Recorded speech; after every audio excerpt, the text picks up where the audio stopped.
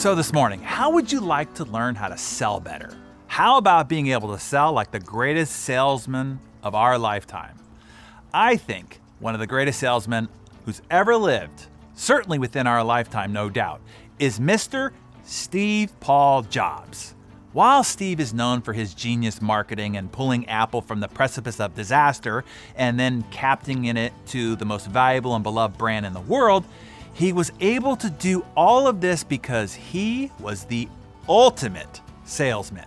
Most especially because he is not known or remembered as a salesman, but by all other accolades given to him by others, such as genius or revolutionary, leader, rebel, mover, mogul, luminary, and the list goes on and on.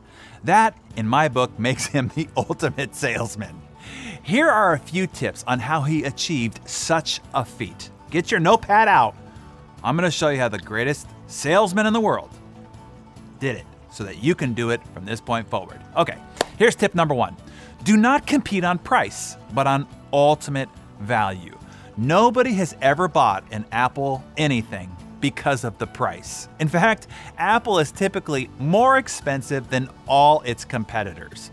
But people buy Apple because of the value of the products, not based on the cost. This is a great lesson for you too. Don't compete with other companies in your market based on price. Instead, compete on value and do a better job articulating the value proposition of your products and services. Not just the pain that it relieves, but the various promises that it can deliver.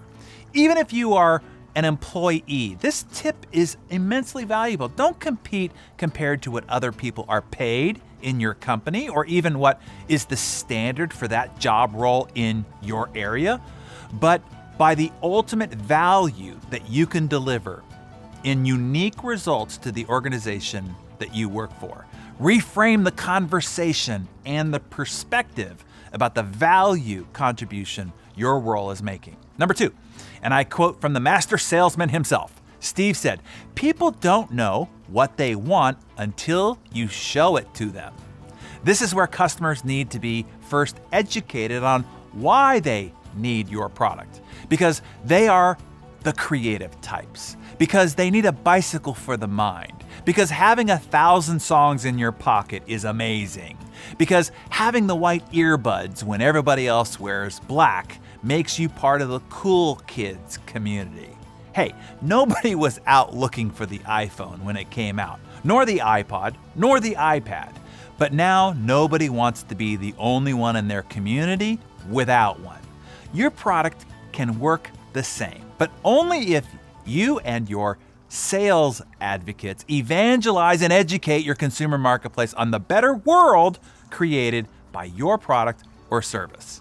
How can you create a blue ocean instead of talking about the same old stuff everybody else is in the bloody waters that everybody else is doing? Tip number three, master great presentations. I call Steve Jobs the greatest keynote speaker of our lifetime. Jim Rohn used to describe two orators from antiquity. One was named Cicero, the other was named Demosthenes. Tough Greek name. It is said that when Cicero spoke, the masses were awed and would exclaim, "What a brilliant speech!" And when Demosthenes spoke, the people would say, "Let us march." Steve Jobs was the modern day Demosthenes. When he spoke, people said, "Let us buy." Don't speak to drive applause, speak to drive action. Lots of speakers speak for the back of the room sales. To do several $100,000 after a speech is an epic day.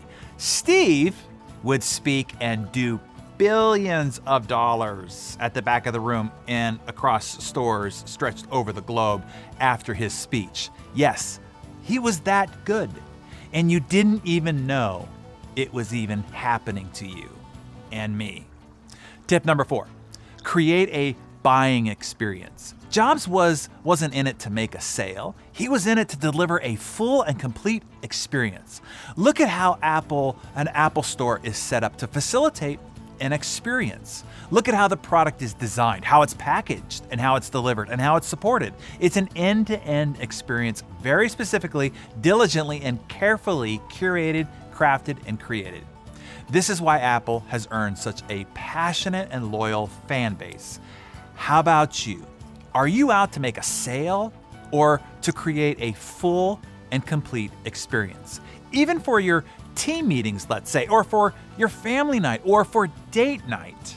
How can you create a more end-to-end experience? Not just for a date or a meeting or a night on the calendar, but a more fully wonderful and awe-inspiring experience. And tip number 5, don't fear failure. Jobs lived his think different tagline. He was always willing to think way outside of the box or create an entirely new box with seemingly radical ideas. He was willing to try new things and fail. Apple is not remembered for its failures, but they have many. Just to name a few, there was the Apple III, Macintosh TV, the 20th anniversary Macintosh, Power Mac G4 Cube, Apple Bandai Pippin, Apple Works, iPod U2 Special Edition, eMate 300, Macintosh Portable, eMac, and of course the Newton and the Lisa. But by failing, and failing fast, and failing early, and failing often, Jobs learned valuable lessons from each of his experiences, which shaped his later successes. So, for you and your sales team, don't be afraid to fail. Learning through failure is a great way to grow quickly.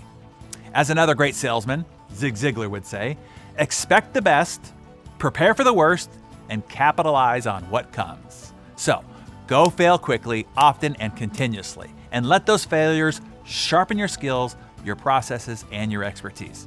So to summarize for your notes here, number 1, do not compete solely on price. Number 2, educate your customers on why they need your amazing and wonderful product. Number 3, create great presentations. Number 4, create a buying experience. And number 5, do not fear failure. I hope you enjoyed today's Darren Daily as much as I did putting it all together for you. Now go out and flex that sales muscle of yours, and when in doubt, just think WWSD.